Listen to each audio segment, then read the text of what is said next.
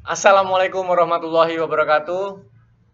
Bagaimana kabarnya teman-teman semua? Ya, alhamdulillah hari ini adalah kita mau bikin sesi seminar online ya. Jadi semacam webinar yang pertama saya lakukan di channel YouTube dan live Facebook saya ya. Jadi isu yang sangat menarik di beberapa hari, 1-2 hari ini adalah minyak kelapa itu sehat atau enggak ya? Kita akan membedahnya secara gamblang hari ini ya. Jadi sebenarnya ada apa? Beberapa hari yang lalu kita bisa cek di beberapa website, terutama website lokal yang berbahasa Indonesia itu ada informasi tentang studi minyak kelapa yang berbahaya. Ada di Tribun News, ada di Detik Health, ada di Okezone, dan ada di Kompas ya. Kita lihat beritanya seperti apa. Kompas.com menulis minyak kelapa lebih berisiko untuk jantung daripada mentega. Oh. Terus, Detik Health menulis minyak kelapa tidak sesehat yang kita pikir. Benarkah? Wow. Jadi sebenarnya rata-rata mereka mengambil informasi-informasi ini asal comot aja ya. Siapa yang pertama? Itu sebuah artikel di tanggal 16 Juni ya dari USA Today yang judulnya Coconut oil is not healthy, it's never been healthy. Ya, jadi semuanya banyak merefer kepada artikel dari USA Today ya. Dan sebenarnya USA Today mengambil referensi dari mana ya? Ternyata mereka mengambil dari ini, American Heart Association ya. Judulnya Deteriorate Cardiovascular Disease ya. Jadi ini adalah informasi dari AHA ya. Jadi dari American Heart Association ya, ngakunya seperti itu ya. Jadi mereka menginformasikan sebuah riset mereka tentang lemak dan kardiovaskular seperti apa, dan itu tadi artikel-artikel itu tadi yang akhirnya muncul di di berbagai informasi. Kemudian setelah saya mendapatkan informasi ini, kita langsung berkomunikasi termasuk dengan salah satu dokter Fabian di Filipina. Beliau yang sangat expert dan banyak sekali melakukan penelitian-penelitian terkait masalah lemak, terutama lemak dari minyak kelapa ya. Jadi satu hal yang sangat penting yang harus kita ketahui di lemak kelapa itu, ada sebuah riset yang dijadikan dasar yang sangat berbahaya sekali ya, karena risetnya ini adalah riset yang salah. Jadi kalau riset yang salah kemudian dijadikan sebuah kesimpulan dan digunakan referensi penelitian berikutnya, itu salah. Yaitu adalah riset Alex Key tahun 1954. Ini dianggap cacat oleh Dr. Fabian. Ya. Kenapa? Karena riset itu ternyata mereka tidak menggunakan coconut oil atau minyak kelapa yang ada seperti sekarang. Mereka menggunakan namanya hydrogenated coconut oil ya. Itu hydrol atau hydrogenated coconut oil ya. Artinya itu adalah minyak kelapa yang dihidrogenasi atau ditambahkan hidrogen di dalam proses pembuatannya, sehingga berbeda. Itu harusnya tidak bisa dijadikan referensi dengan kondisi yang sekarang. Yang kedua, dianggap cacat karena penelitiannya itu dilakukan di 7 negara ya. Dan 7 negara ini itu tidak mengkonsumsi kelapa. Ya, jadi mungkin ini di daerah subtropis mereka melakukan penelitiannya. Sehingga kita tidak bisa menggeneralisasi kondisi di daerah subtropis yang hanya mengkonsumsi sedikit kelapa. Jadi sangat berbeda sekali. Nah, akibatnya dari penelitian yang Alex Keys itu muncul kasus-kasus obesitas yang sampai hari ini nggak selesai, teman-teman. Ya, jadi itu penelitian dibuat 1954 yang akhirnya mengklaim bahwa pola makan yang sehat adalah rendah lemak, tinggi karbohidrat seperti 4 sehat 5 sempurna, dan berbagai panduan-panduan makan itu semuanya menggunakan basicnya adalah karbohidrat sebagai makanan utama. Dan itu yang menyebabkan banyak permasalahan kesehatan tidak selesai sampai hari ini. Ya, itu yang harus kita ketahui dulu. Jadi beliau langsung mengungkapkan setelah artikel ini keluar, beliau langsung menulis dan memberikan bantahan. Kalau teman-teman tertarik untuk mendapatkan artikel-artikel ini, teman-teman bisa tulis di komen ya, di komen.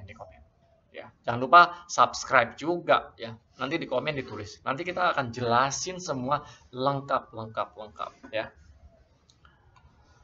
Teman-teman pasti bingung, nah kayak gimana nih ya artikel-artikel ini tulisannya semuanya ngomongnya biokimia, pusing, apalagi nih mau lebaran, kita akan banyak makan opor, makan santan, makan gulai yang banyak kandungan minyak kelapanya. Jadi gimana dong, makan atau enggak dong? Ya, kita akan bahas. Jadi teman-teman biar yakin dan teman-teman belajar sesuatu hal yang baru ya. Oke, kita mulai yang pertama. Di artikel mengatakan bahwa lemak jenuh seperti di minyak kelapa menyebabkan gangguan jantung dan pembuluh darah atau kardiovaskular ya nama kerennya. Tapi yang Anda perlu tahu bahwa saat ini riset-riset terbaru sudah membuktikan bahwa lemak dalam minyak kelapa itu malah mencegah loh. Mencegah resiko penyakit jantung. Ya, jadi bertolak belakang ya. Karena kenapa?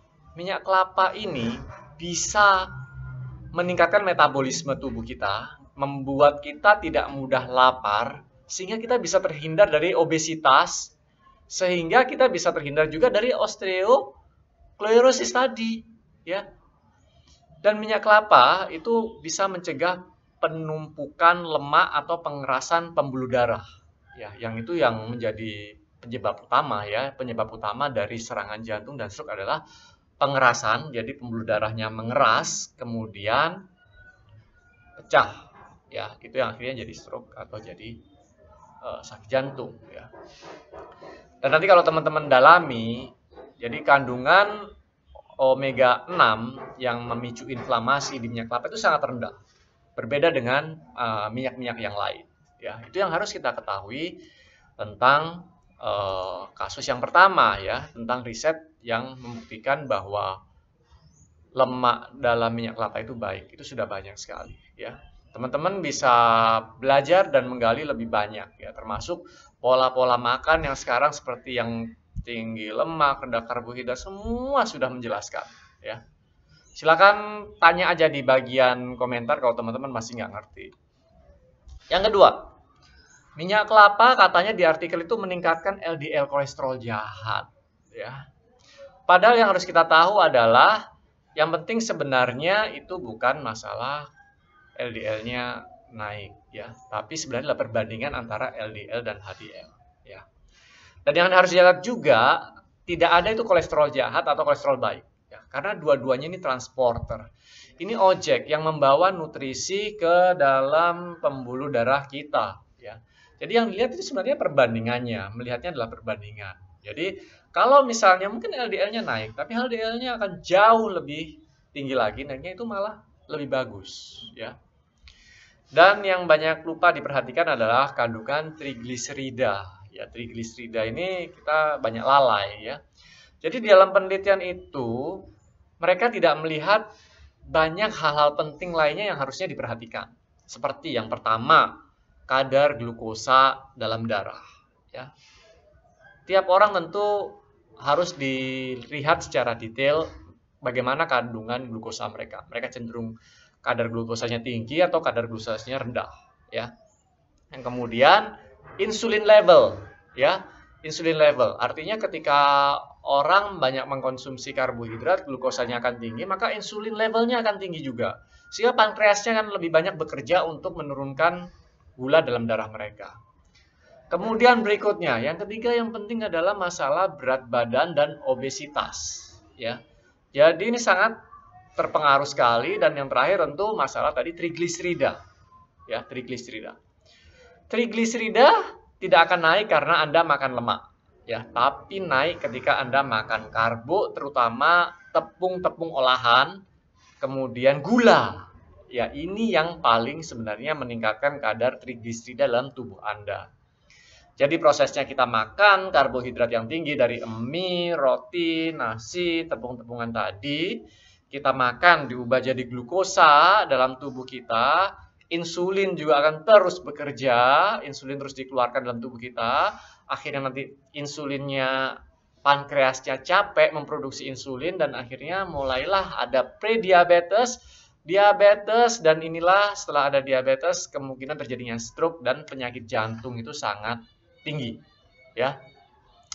Semoga cukup simpel ya, walaupun banyak jadi Anda mulai pusing ya, tapi Anda nggak usah pusingin karena Anda tanya aja kalau Anda pusing ya. Saya akan jawab. Oke? Kemudian yang ketiga, hal yang ditulis di artikel itu minyak kelapa tidak memiliki manfaat apapun. Wow, ya. Tahukah Anda bahwa minyak kelapa adalah satu-satunya minyak yang mengandung asam laurat? Itu yang identik dengan air susu ibu. Ya, itu nggak ada di tempat-tempat lain, hanya ada di minyak kelapa saja. Manfaatnya apa? Sebagai antibakteri, anti jamur, antifungal, meningkatkan imunitas tubuh Anda dan mencegah penuaan. Ya. Jadi sebenarnya kandungan asam laurat ini luar biasa. Ya. Selain itu sekarang juga banyak sekali riset-riset. Saya kemarin waktu ke seminar di Bangkok, saya ketemu dengan Dr. Mary J. Port, ya, di mana beliau menerapi suaminya itu dengan menggunakan minyak kelapa ini untuk mengatasi Alzheimer yang diderita oleh suaminya. Sehingga memang sudah terbukti bahwa juga bisa mengurangi kasus-kasus demensia, ya, atau lupa atau pikun, ya. Itu banyak sekali yang sudah terbantu.